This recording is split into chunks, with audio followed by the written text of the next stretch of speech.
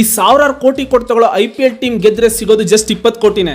ಹಾಗಿದ್ರೆ ಈ IPL ಟೀಮ್ಗಳೆಲ್ಲ ಹೇಗೆ ದುಡ್ಡು ಮಾಡ್ತಾರೆ, ಹೇಗೆ ಅನ್ನೋದನ್ನ ನಾನು ಹೇಳ್ತೀನಿ ಕೇಳಿ.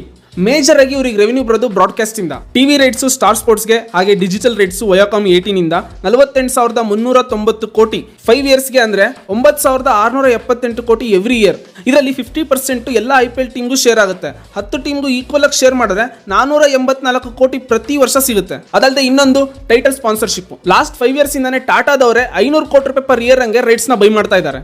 ಅದರಲ್ಲಿ ಬರೋ ರೆವಿನ್ಯೂ ನಲ್ಲಿ 60% BCCI ಹೋದ್ರೆ ಇನ್ನ 40% ಎಲ್ಲ IPL ಟೀಮ್ ಹೋಗುತ್ತೆ.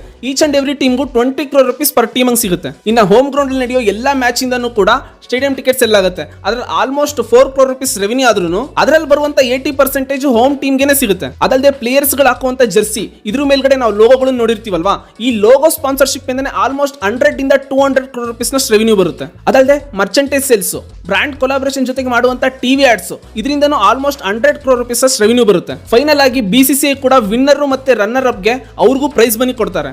ಇದೆಲ್ಲದರಿಂದನೂ ಪ್ರತಿ ವರ್ಷ ಎವ್ರಿ IPL ಟೀಮ್ಗಳು 106 ಕೋಟಿ ರೂಪಾಯಿ ರೆವಿನ್ಯೂ ಮಾಡ್ತಾರೆ.